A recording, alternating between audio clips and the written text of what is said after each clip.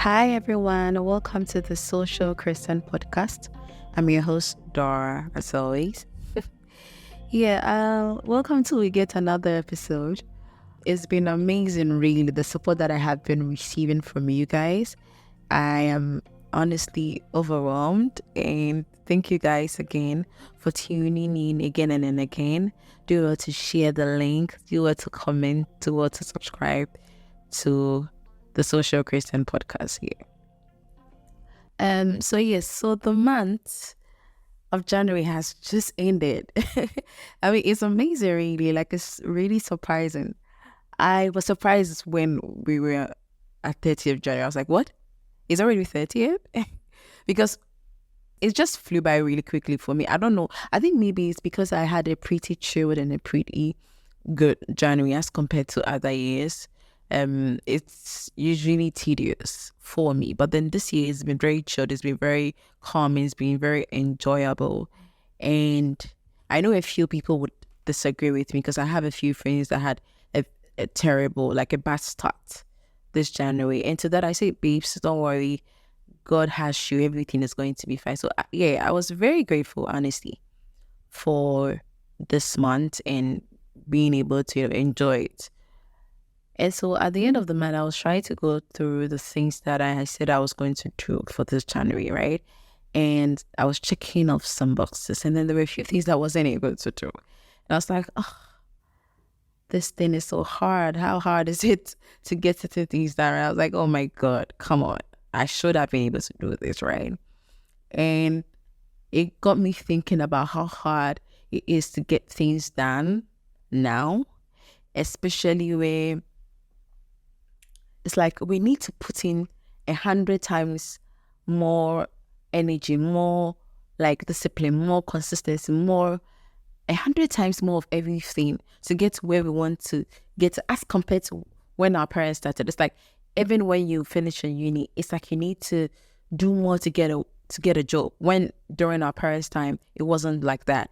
Even for internship, like we need to do more, like more of every single thing. I was like, oh my God, it's so tedious now. It looks like it's almost impossible to do whatever you have to do to get to where you want to get to.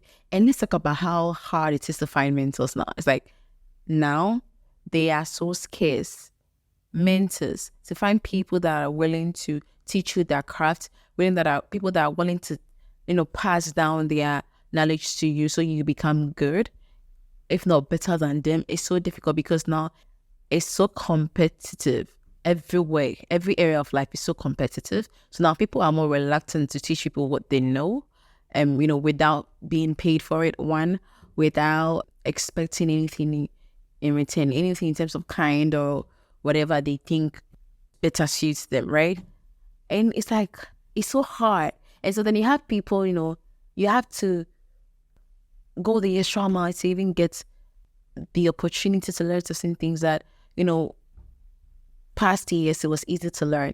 And I was thinking about all of these things and I was like, oh my God, the social pressures are insane. And I wonder how young people are navigating, because I don't know about you, it is a little bit of a struggle, honestly.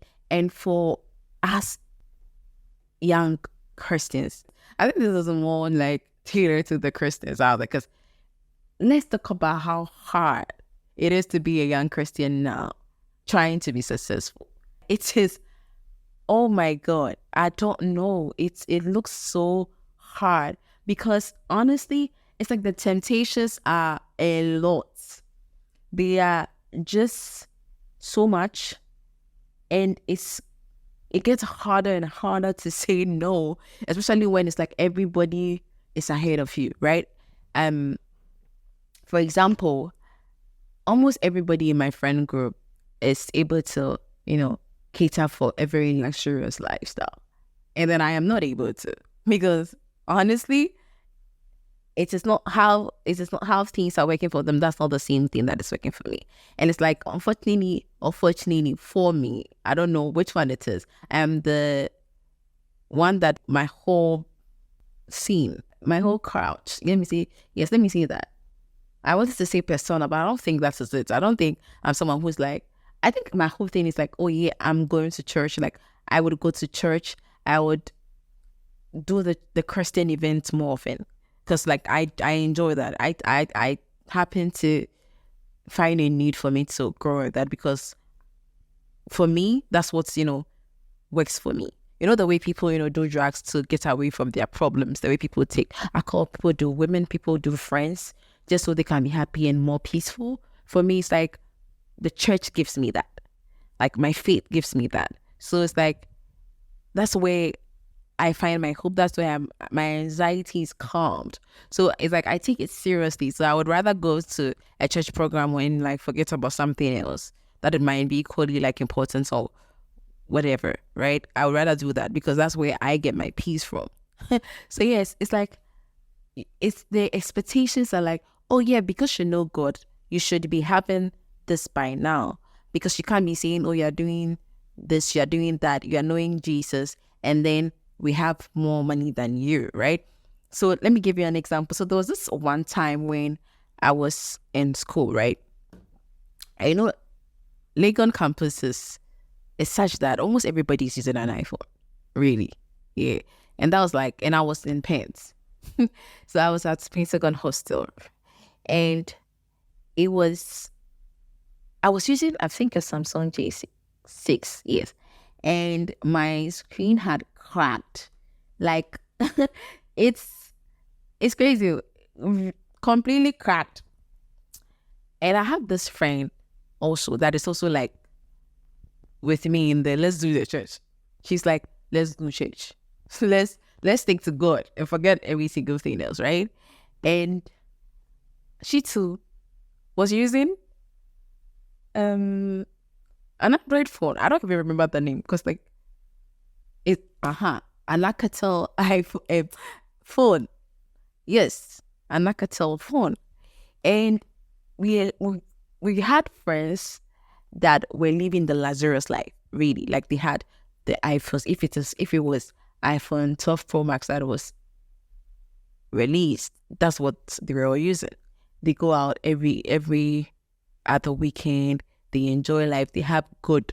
They were dating good men, right? Good people, good guys that could take care of them, that could elevate them. And then for my friend and I, my other friend and I, the Akato lady, I was like, you know what? We were just not about that life because we were just very focused on the God life. It's like for us, it was like, oh, it's not really about relationship. Don't get me wrong. We actually had a few relationships whilst on campus, but our focus was not really on the, oh, let's date, right? It was just on the, let's do things. It's like we just really wanted to stay true to ourselves and to our faith. So we were very selective as to the caliber of men that had access to us, right? And it was hard in the sense that we had a lot of friends. When I say friends, I don't mean just close friends. I mean like, you have this thing where a friend of a friend becomes your friend. And because we are such girls, we are a girl's girl, right? We are so, like, we write for the girls. When a problem comes, listen, we would gather everybody and, just sort it out. We advise you, we get you covered, that sort of thing. We were just girls girl, right? And so we had, like, people that would always come around, come to us, come be in our rooms because they realize that, oh, these people are, like, people that genuinely supports us, that will make sure that we are okay, that we look good and those sort of thing. So it's like you have a lot of other acquaintances that would come around, talk to us and everything like that.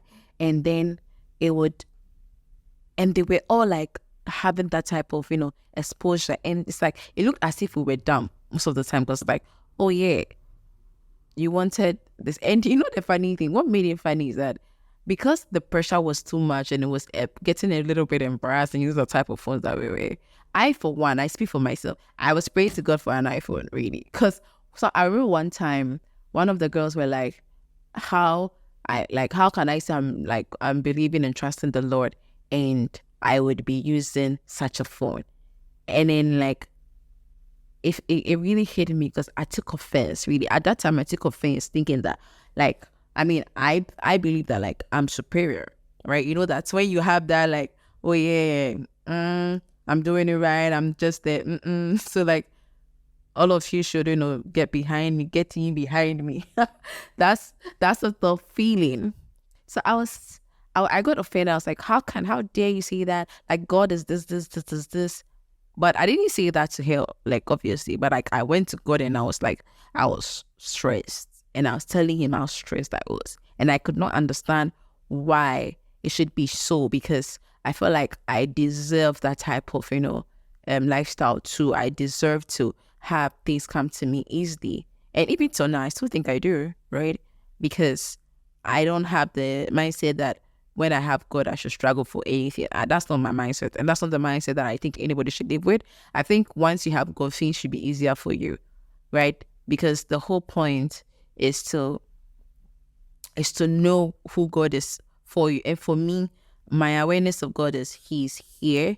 And once He's here with me, my life is sweeter. Once He's here with me, my life is better. God is not part of me, so I remain the same in my same state. I enjoy the newness, the freshness, the beauty, and the glory that God gives to me, right? So when that thing happened, I was really like disappointed and annoyed about it. Fast forward, I went for national service, right? Good place to start, good contacts, met amazing people. And when I was finishing, the issue of like getting a job and everything, but what people didn't know is that I was offered an opportunity to, be there. And someone, before they even got to know that, someone was like, oh, you cannot, you have to, you have to go the extra mile to get the job, right? You don't need to rely on God, because like God is not going to help you. That's the thing. And I was like, oh my God, again, why is it so hard for people to, get off my back? It's like, because I identify as a Christian, I identify as someone who is like doing the God thing. It's like the pressure is hard and it's harsh. People are not kind in their assessments of the situation. They're not very sweet about it. And it's like the challenges are so young, they are so many. And we as young people, it's like, it's so easy to backslide, like super easy. Super easy. I remember there was a time in my life where I wanted to be a bad girl so bad. Like I wanted to be a bad girl. I wanted to be the girl that would go out and do all the things that others were doing, just so I could fit in. Like that sort of thing. That's how deep the pressure was. And when I started to take God seriously, really seriously, I wanted to be a good girl so bad. I was like, it's like it was just, the pressure was so much that it's like I really wanted to fit in a particular box just so I could have the peace of mind, that type of like association. And sometimes you wonder if like success is one route, which ideally, like when you think about it, it's not one route, right?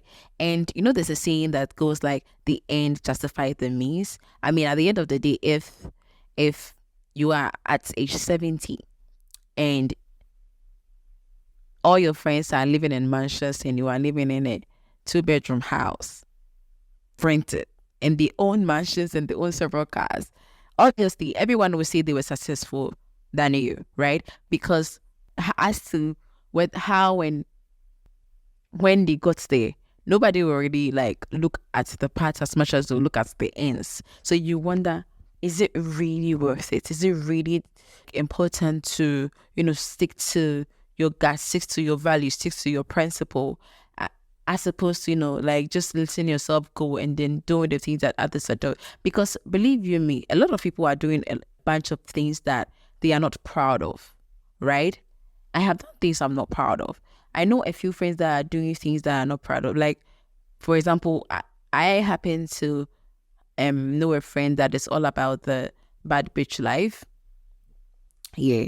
And at the end of the day, she's driving a car, she's going on the trips, she has the money, she has all the iPhones, she has the business. And mind you, I'm not talking about a lazy person. This person is a hard worker. Like, I admire her, really. Like, I look at her work ethic and I'm like, God, this is someone that I would want to be, in terms of, how hard she works. She any type of work, as long as it's going to get her to where she's going, she is willing to, do it, right? She's not afraid to cleanse. She's not afraid to, work from 6 to 12. She's not afraid to do 48 hours grant work, just so that she attains like her goals in terms of her career path and everything. She's a hardworking girl, right? And aside being a hardworking girl too, she has a life that she's accustomed to, a lifestyle that she's exposed to. And because of that, sometimes she's with people that she's not happy with. And at the end of the day, you realize that she has all of the money, she has all of the cars, and she'll start to call you and say, oh, I have all of this, but I'm so not happy. I don't know what is going on. I don't know what is missing. I'm so not happy. And sometimes when we hear these stories, when I, for one, hear these stories, I am grateful to God that I am able to still like hold my ground. And mind you, I don't think being able to say no to certain things that you don't like is more like a human strength, something like I say you're superhuman, you are wiser, or you are greater than anybody. I think it is purely by the grace of God. And I say that because for me, I realized that I had the opportunity to live a life that I wouldn't be proud of, that my soul wouldn't have been happy about. In fact, I was almost at the point of living that life. The only difference is, for me, grace found me, right? God really kept me. And I understand that because it's like I unintentionally found myself with people that would inspire me to, like when I want to give up, every single time I wanted to give up and be like, no, you know what, if it is drinking, or no, let me just drink. Every time I want to like, oh no, like date this person, like it's not that bad, right? Every single time I was like, you know what, forget this. It's like every single minute that I wanted to do something that I know that when I wake up the next morning, I wouldn't be happy about. It's like I found myself, listening to a message on TikTok or coming across a friend that would tell me about how good God has been. And then it would just strengthen my resolve and my faith to believe in God. And that's why I think environment is very important. We as young Christians, it's important that we have friends that it's good to have other friends outside of the faith, but then it's important to have friends that is in the faith that shares your experiences, because the only way you can be able to be sustained, especially when you're going through a temptation, is when you have friends that have already been in such situations, that understand your faith, that understand where you guys are going. Because sometimes when you have people around you that don't believe in the same thing that you believe in, it becomes difficult, because most of the time they are trying to make you understand that what you were doing is foolish. Not because they are being evil or malicious towards you, it's just because that whatever you see, you find important, they do not see it that way. They do not appreciate it, or they do not value it as much as you do. So then they would be quick to tell you like, what you are doing doesn't make sense. What you are doing is like, it's just so far away from what you should be doing in their opinion, right? So I think this is why it is important as young Christians to surround ourselves with Christians, like as people that have, that either on the same wavelength in terms of spiritual maturity or more than us. People that could, hold us when we are going through temptations. Because honestly, it is in this day and age, it's easier to want to have sex. It's easier to want to, smoke. It's easier to want to drink. It's easier to want to gamble. Listen, I heard that there's a new gambling game called Abita. I was surprised. Apparently, it's taking a lot of men, like the young people's money. And in my mind, I was like, that's what I was like. I didn't know. I was like, hey, if I try this thing, it would be nice. So just in case you win, because it's quick, right? But then most people will tell you that it's addictive and it's mean, because like it takes your money all the time, right? It's just so easier to do shisha. It's easier to date an older man. It's easier to be a mistress.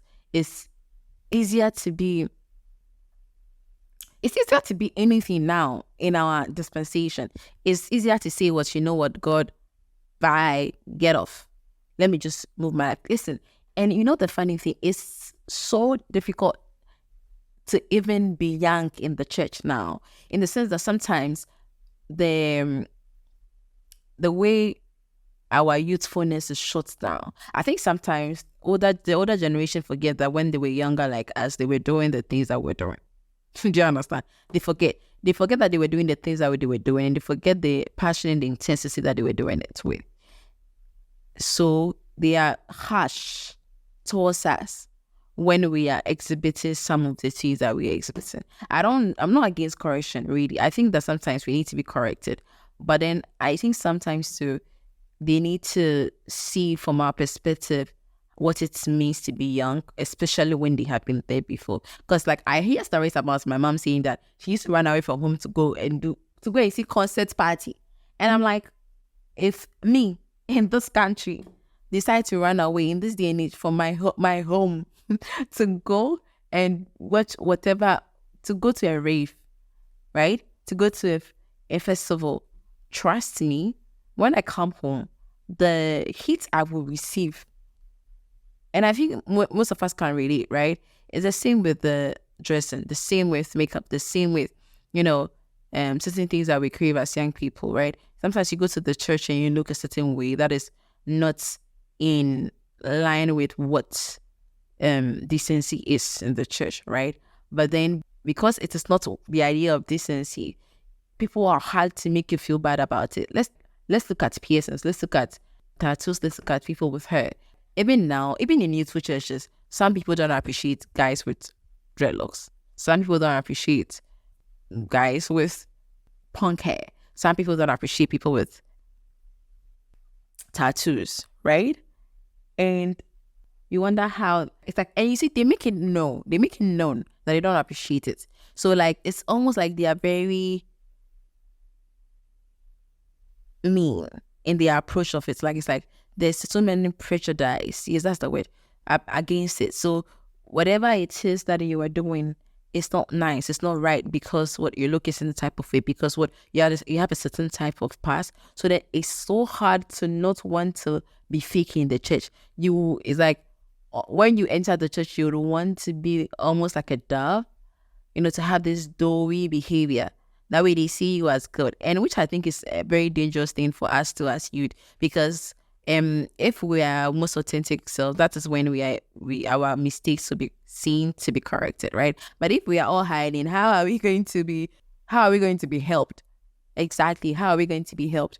So yeah, it's really been a dicey thought for me, where I'm like, it's really isn't easy to be a young Christian. It's really not easy to be a young Christian and practice chastity, because come on, relationship nowadays, kissing is, it's almost like the air we breathe, right? Sex, easy to do, like so easy to do, because people are already exposed to sexual activities. I think some people like Jesus, as young as Jesus, some people to university. Let's talk about that. It's so easy to do that in this dispensation, right? What else? To drink, so easy in this dispensation. To smoke, oh my goodness, it's so easy. What else? It's like all the vices that you think about is just easy to do, right? So honestly, I think the whole point of today's episode is, listen, you are not alone in your struggles and your temptations. It's really not easy to get to where you want to get to, but I think for us, we need to understand that God is here so that everything in our lives will be better. And we should, when we are going through such temptations, we should actually like put ourselves in situations, in places, or surround ourselves with people that will elevate our faith, because that's the only thing to save us from doing things that we would later on regret, right? So let's try and get through it, get by it. Honestly, God has us, and I believe that once we have God, every single thing that we are doing, every single thing that we need, is every single thing that we've set our heart towards would work for our good always, without struggle, without tears, because God is the greatest advantage that we could ever have. So yeah, thank you all for listening to the Social Christian Podcast. Do well to like and subscribe, and share your comments. It would be very much appreciated. And yeah, see you next time. I'm your host, Dora, once again. Bye.